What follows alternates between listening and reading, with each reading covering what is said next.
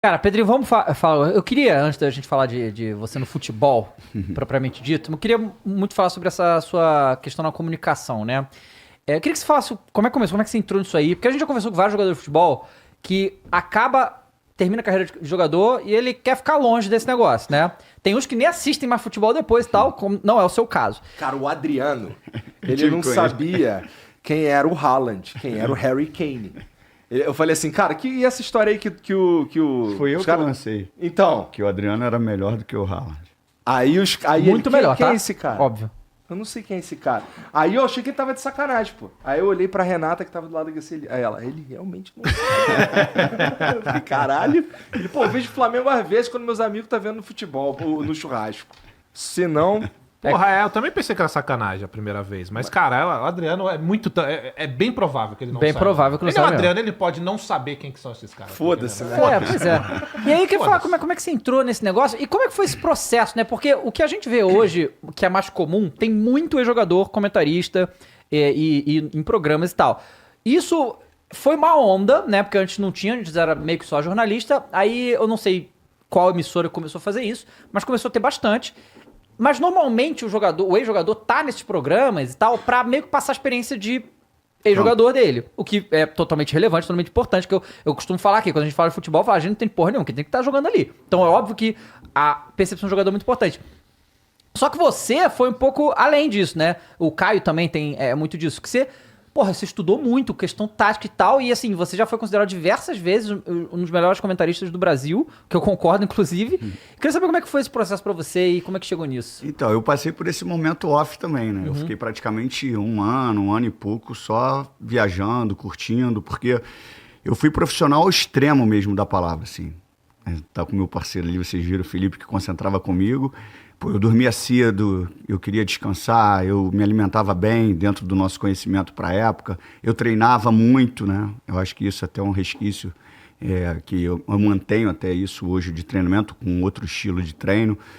E eu passei praticamente 1 ano e meio, quase 2 anos, porque eu fui muito maltratado assim, pela questão emocional durante um bom período da minha carreira, né? Pelas lesões. E aí eu queria desligar um pouco. Quando eu voltei, eu recebi um convite, primeiro da Band, fiz a Copa de 2014, e aí eu percebi que eu precisava estudar. Nesse processo, quando eu saí da Band, eu falei, cara, eu vou fazer todos os cursos dentro da minha área, que é o futebol. Obviamente eu não poderia perder o tempo de ficar 5 anos, perder tempo no sentido de tempo mesmo, não de perder tempo por fazer uma faculdade. Mas de ficar 5 anos fazendo uma faculdade, então assim, eu optei pela questão dos cursos. Então eu fui para os cursos da CBF, licença B, licença A de treinador, fiz o curso de gestão esportiva também da CBF e fiz um curso de jornalismo no IBMEC. E aí falei, cara, eu estou preparado para a área do futebol. E aí, bom, vamos ver o que acontece. E aí eu recebi um convite da TV Globo, onde foi uma emissora que assim, me abriu as portas com muito carinho. E eu não tinha pretensão nenhuma, assim, a gente vai entrar na questão da bola daqui a pouco, mas assim, eu não tinha pretensão nenhuma de ser o melhor comentarista, de ser... Eu nem sabia que tinha esses prêmios. Então, desde que eu entrei para comunicação efetivamente na Globo ali, eu ganhei o prêmio de melhor comentarista todos os anos. Mas se você me perguntar assim, mas você tinha o sonho de ser o melhor comentarista, de se tornar um apresentador? Não. Porque eu achei que o meu sonho era só no futebol. E eu realizei o meu sonho, que foi meu primeiro sonho de jogar no clube que eu amo, que é o Vasco. E depois surgiram outros sonhos de seleção, essas coisas. E aí, quando eu vi os comentários, eu pensava assim, cara, a maioria dos comentários, ou dos comentaristas, eles, na realidade, eles falam o que a imagem está mostrando. Ah, chutou a bola, pô, veio o cruzamento. E eu falei, cara, eu tenho que mostrar algo diferente para a galera de casa. E aí os cursos, eles organizaram as minhas ideias, assim. E aí eu consegui passar. Por que ele teve a oportunidade de dar o chute? Porque o chute que ele pegou mal na bola, na orelha da bola, passou raspando, todo mundo viu. Eu preciso mostrar para a galera o que fez com que o cara tivesse essa oportunidade. Só que eu usei termos muito acadêmicos. Porque são os termos que não fui eu que inventei. É o que o futebol proporciona hoje, porque o futebol mudou apesar da resistência. E no início dos programas foi bem engraçado, que meu amigo aqui de São Paulo até, ele me mandou uma mensagem no primeiro programa que eu participei.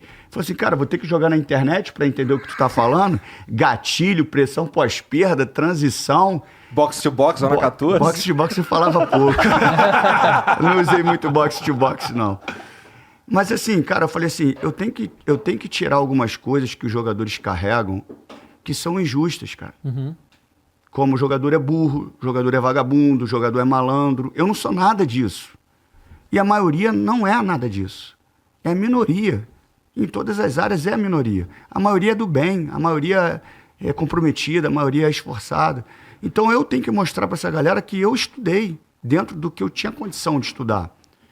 E aí eu cheguei com essa nomenclatura. Mas depois desse início, desses primeiros programas, eu comecei a receber muito retorno de pessoas importantes.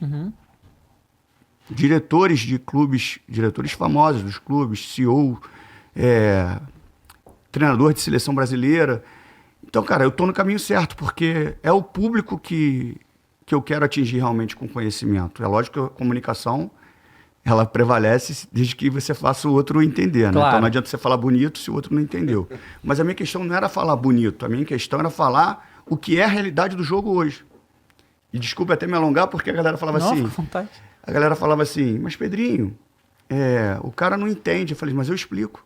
Eu falo pressão pós-perda, que é um termo mais acadêmico, e eu explico o que significa. Eu não deixo ele no vazio. Eu falo, a pressão pós-perda nada mais é do que você pressionar rapidamente quando você perde a bola. Porque você já está com o teu time todo na frente, se você recupera ali, você já está mais próximo ao gol, e obviamente você não está exposto. Porque se você levou mais jogadores para frente, obviamente você quer causar superioridade numérica para levar vantagem, atrás você está com desvantagem numérica. Então se você liga, recupera Pedro, rápido a bola. Só que eu explicava isso depois, né? Aí você estudou, aí você ficou por dentro desse termo aí, mas eu duvido que era assim que os caras falavam para vocês no jogo. Não, mas devia usar um outro termo. Isso, assim... Mas os jogadores sabem isso daí, né? Claro. Não, e essa geração que joga, são esses os termos usados. São. É lógico que um papo mais individual, ou até num treino mais coletivo, não coletivo por jogo, mas coletivo com um grupo, é lógico que se eu estiver orientando, eu vou falar pressiona. Claro. Mas na minha época, era um pressiona só na voz. Eu não tinha um gatilho. O gatilho é indicação. Por que eu tenho que pressionar? Qual o momento que eu tenho que pressionar? Porque se eu pressionar desorganizado, eu vou ficar exposto. Se eu falar para você, Igor, pressiona, aí tu vai lá. Aí o outro chega atrasado. Aí quando ele chega atrasado, o outro já tocou. Aí você chega atrasado, já criou espaço aqui e foi embora. Então tem alguns indicativos.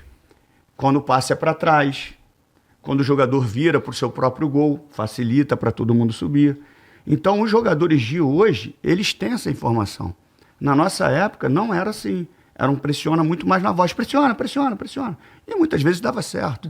E eu não culpo os treinadores, porque eles não tinham... conhecimento, assim, não tinha nada não tinha curso, não tinha nada. Só que hoje a galera exige isso. Só que eu sofri muita resistência por causa disso, né? Porque, imagine, você passar ali 20, 30 anos falando de futebol, que era menos complexo mesmo, e a gente sempre se achou muito proprietário, dono do futebol aqui no Brasil, né? Sim. E aí, daqui a pouco, você começa a perceber que você não tem mais domínio sobre aquela matéria. Começam a surgir nomes, plataformas, análise de desempenho. Aí você que 20 anos, 30 anos falou sobre isso com muita autoridade, você tem duas saídas. Ou você percebe e estuda para entender o que é o jogo hoje, ou você tenta acabar com aquilo. Cara, isso aqui não pode ganhar vida, porque se ganhar vida eu perco espaço, eu estou saindo da minha zona de conforto. E muita gente saiu da zona de conforto e foi me atacar, injustamente, assim. Entendi. Porque eu não fiz mal a ninguém. Eu só quis passar de um jeito que eu acreditava que era interessante pra galera saber. Só pra não perder o raciocínio, o cara de casa falava o quê? Pô, Pedrinho, você quer falar desse jeito. Mas eu queria também tirar ele de uma zona de conforto, porque assim, se eu falar a mesma coisa que os caras falavam nos anos 90, ele vai ficar no mundinho dele, cara. Você tá falando de outro esporte também, eu né? quero Futebol falar dos pra 90. eu quero mexer com a cabeça dele, eu quero irritar ele pra ele falar assim, eu quero entender o que esse cara tá falando. Porque a gente está em 2023, eu não posso falar um comentário de 1990. O jogo é outro. Totalmente outro. Totalmente claramente outro. Fisicamente, taticamente, tudo mudou. Ô Pedrinho, eu escuto você falar, cara, e eu me compadeço muito porque eu faço um projeto também destinado ao Corinthians e por muitas vezes eu falo e você tem uma parada que eu me identifico muito, que você tem uma opinião forte, você a mantém e você a explica muito, de uma forma muito didática. Eu acho isso muito interessante, porque, como você falou, acaba incomodando muita gente. E eu digo que eu me compadeço porque eu passo por essas situações também. Às vezes eu expresso uma opinião que é contra a grande maioria, o que a maioria está expressando, e a gente acaba pagando por crítica, ou xingos, enfim. E dentro desse gancho que você deixou, cara, eu queria saber de você, que trabalhou num veículo muito grande, com uma exposição muito maior do que a minha, que deve ter sofrido um hate absurdo por algumas coisas que você falou, porque hoje, infelizmente, é um crime dar a sua própria opinião. Sim. Se tornou um crime, né? Sim. Como que você lidou com isso, cara? Porque eu vi alguns vídeos seus e você saiu muito bem. Sim. Mas é foda, né? Tem uns vagabundos que enchem muito o saco porque você deu a sua opinião. Isso é difícil.